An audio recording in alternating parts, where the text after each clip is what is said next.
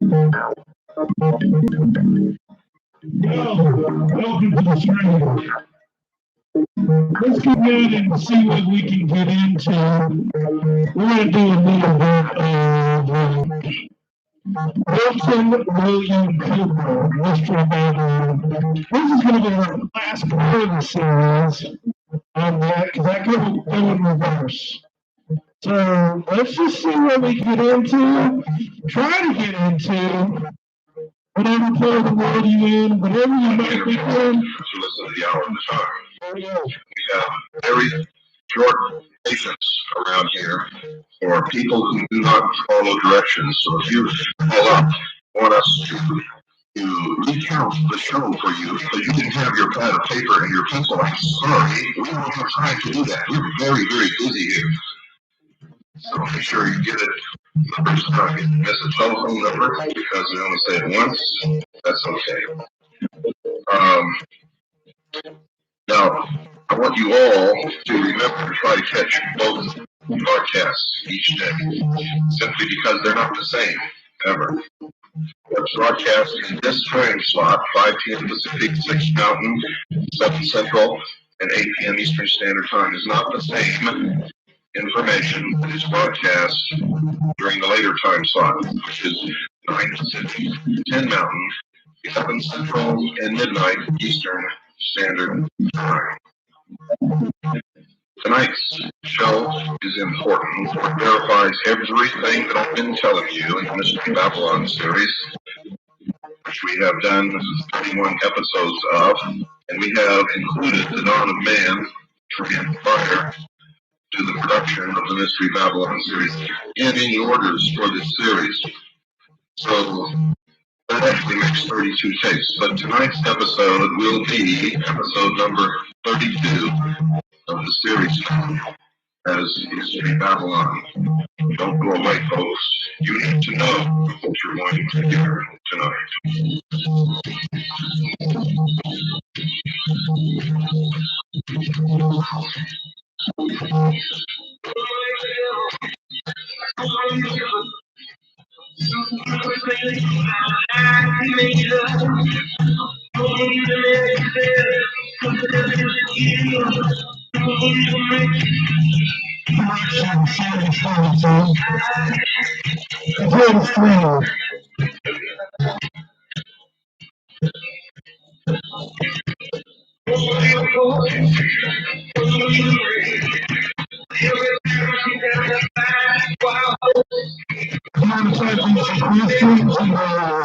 Questions if you want to get on the chat. Let's see what we get into too. I might just make this a long show.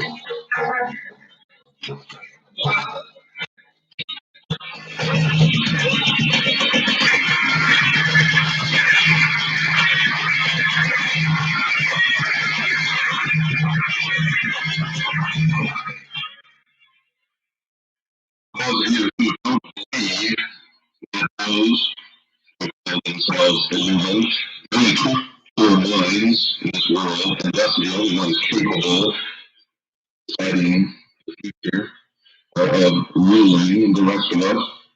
Those of you who don't believe these people have infiltrated all levels of our society, our government, our military, our law enforcement, I want you to listen carefully to what I'm going to read you. I'm going to quote verbatim an article which appeared in the newsletter called Aid and Abet Police Newsletter, Volume 2, Constitutional Issues for Lawmen, Number 1, Volume 2, Number 1. That's Aid and Abet Police Newsletter. Now, this letter, according to the editor of this newsletter, was written by a police chief.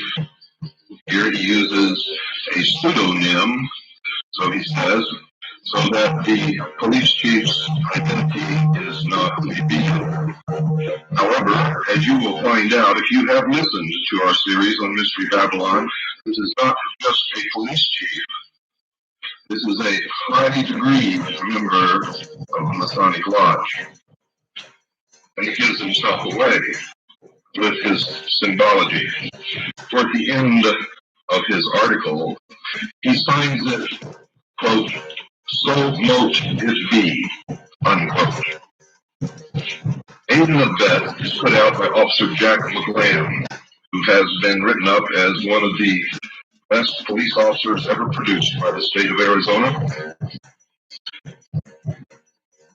We neither endorse him nor do we condemn him.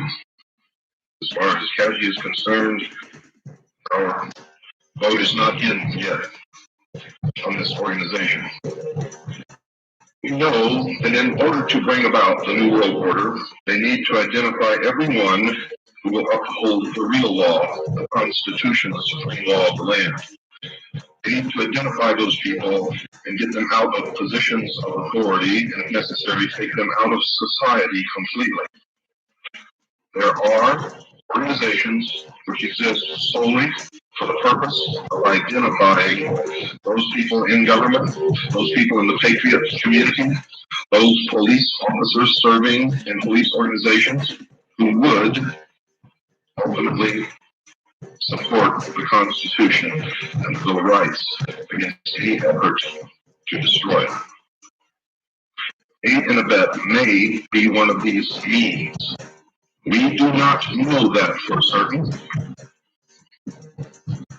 But if you listen to this letter, because it's signed with a pseudonym, may not be from a police chief at all, but may be from those who control aid and abet to tell the police officers what is expected of them in the New World Order.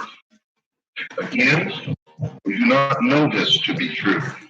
But we have discovered, ladies and gentlemen, in our investigations that those who oppose us, who would destroy us, use the Hegelian dialectic of political conflict resolution. They control both sides of every issue. They set in motion methods and means to identify their enemy and destroy their enemy before their enemy can hurt them. And that's why we have been on the losing end for literally thousands of years with these people. I now quote from this news letter. To the question of, do some judges, prosecutors, and police officers today commit dishonest acts to put criminals away? I answer an unequivocal yes. But it is hoped that it is not done without just cause. True immorality exists only when the cause is not just. Notice how they turned the definition of morality around. It goes on, after more than 20 years of service to my fellow Americans, I realize what reality is. The truth is that today many judges, attorneys, police officials, and officers are devotees of the religion of secular humanism, myself included. Some of our members, mainly out of fear, will not admit that SH is a religion, that secular humanism is a religion. They are apprehensive that we might be treated as the so-called Christians have been treated under the doctrine of separation of church and state. Such fear might be well founded if this were 15 to 20 years ago. Not so today. Reason being, colleagues of our faith are, for the most part, in control of the agencies and organizations such as the ACLU, APA, Justice Department, etc., that would normally protest such cases. Although this may at first seem unfair, it is not. But allow me to proceed, and I believe you will come to full understanding of this and many other important facts. My feelings are that it is time we shepherds open the eyes of our flock and further sort out those we cannot take with us into the 21st century. I'm going to pause here. In case you don't understand exactly what this man just said, I'm going to read this paragraph again to you. Remember, this is purported to be a police chief writing under a pseudonym with a police newsletter called Aid and Abet. Listen very carefully, ladies and gentlemen, and you'll see when I label you sheeple, I have not been incorrect. Quote, my feelings are that it is time we shepherds open the eyes of our flock and further sort out those we cannot take with us into the 21st century. Those of you who thought that I was insane when I told you that if you don't go along with the New World Order, if you can't renounce your old religion and your old societal ways and your old morals and conform to the new age, you will be exterminated. They make no secret of this. I continue. Any that would deny that our religion of secular humanism is not a valid religion should do their homework. The Supreme Court decided that it is a religion some years ago in the Torcaso versus Abington versus Schiff, and in Torcaso versus Watkins cases. According to the High Court, it is, quote, belief, not body, creed, or cult, which appears to be the essence of religion, unquote. It further explains that, quote, belief refers to some sort of universal view of life, of the world of mankind, a belief that is held to be true about mankind, unquote. In essence, the Supreme Court said that one's religion can be, quote, any worldview, with or without reference to God, theistic or non-theistic in nature, unquote. I hope this helps others to understand our faith. However, this, of course, is not the main point of my speech. I wish to address the abuse of police officers who ascribe, knowingly or unknowingly, to the moral tenets of our religion in regards to ethics and morals. Nationwide, our devotees are enduring horrible discrimination at the hands of a very hypocritical faction of society, the Christians. This discrimination comes as we humanists exercise our own religious beliefs and apply our morals, quote, on the job, unquote, so to speak. Yet other officers may apply their own individual belief systems, morals, and ethics at will without any condemnation. This is undeniable discrimination. Fortunately, our religion is the fastest growing of any in all of history, and the younger generation within the criminal justice system, including police officers who ascribe to sound secular humanist principles, are now in management, which is a benefit to all. This does give us sway power and is a plus for our side. Still, there is far too much discrimination against those who would apply a most important principle of our religion. Quote, situation ethics, unquote. The principle of situation ethics allows the individual to focus correctly on only the goal to be accomplished. Morally speaking, little, if any, consideration need be given to the method or means, as nothing else supersedes its importance. Of course, concern is given to finding a means of accomplishing a task or goal so as to have the least negative impact on the least amount of our people. She says, our people.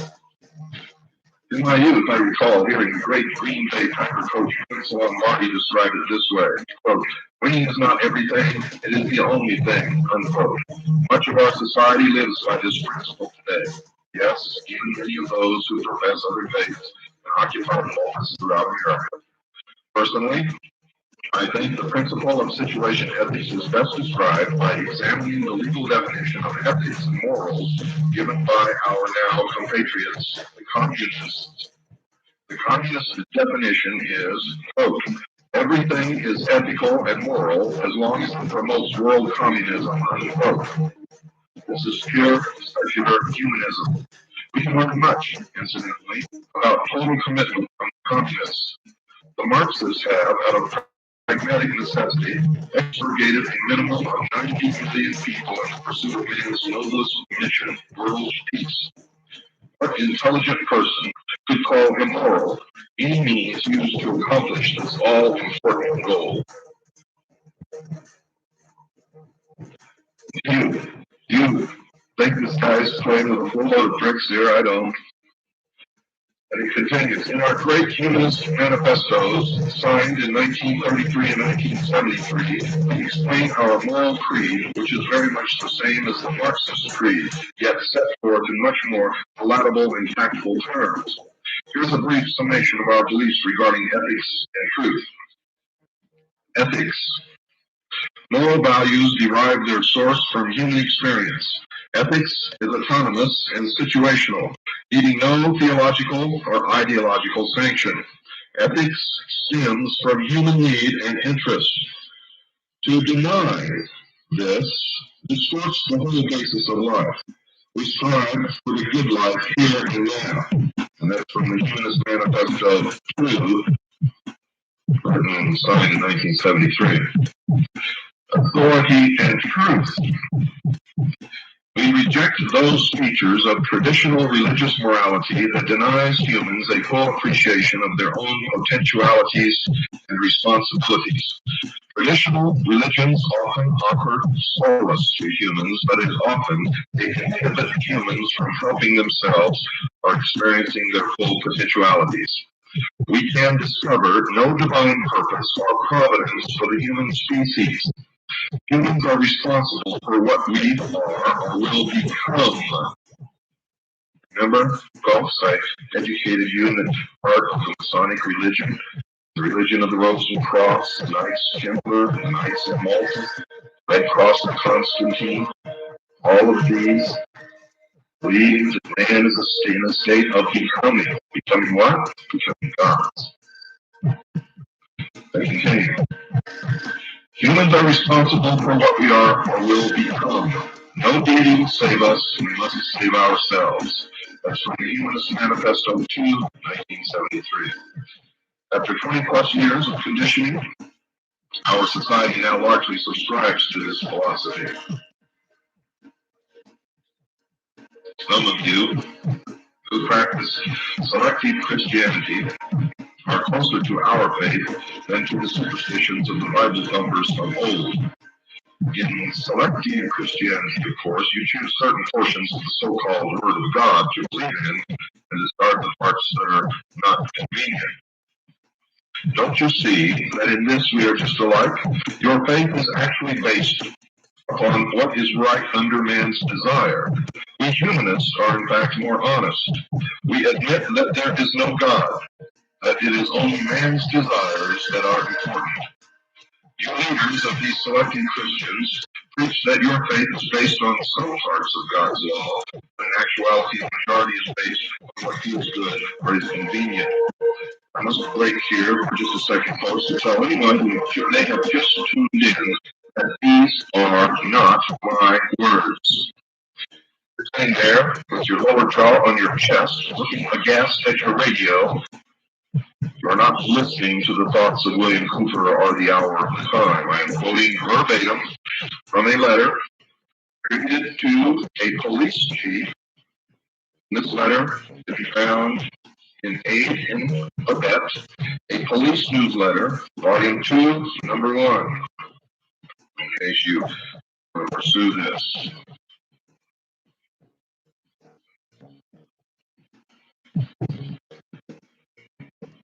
Quite obviously, I'm continuing now. Quite obviously, America's government now operates under the guiding principles of humanism. Deception, lying, cheating, stealing, killing is all moral if it promotes the attainment of our essential goals.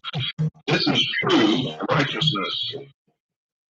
Folks, I got to stop right here and tell you this is true bullshit. This is deception at its worst. For these people are actually believing that wrong is right and right is wrong. That is exactly what we were warned about in these days. That is what I warned you about in my book, Behold the Pale Horse. I told you years ago that the belief of these people is that the ends justify the means, whatever they might be.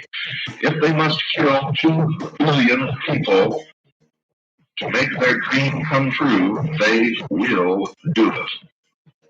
Mark my words, they will do it. A prime example, I continue now, a prime example can be seen in the recent war against Iraq. Over 250,000 have lost their lives so far, and more are dying every day, all for the attainment of a higher good. The goal of our great humanist leaders, world peace through world government. You see, the writer of this letter understood what I understood about the Gulf War. It wasn't about Iraq taking Kuwait. It was, in fact, about a new world order. George Bush even stated that. He said in our speech, his speech, I should say, our fifth goal in the Middle East is a new world order. So I would venture to say that he stated it as his fifth goal in order not to give it too much attention in the public eye. It was actually the first goal, ladies and gentlemen.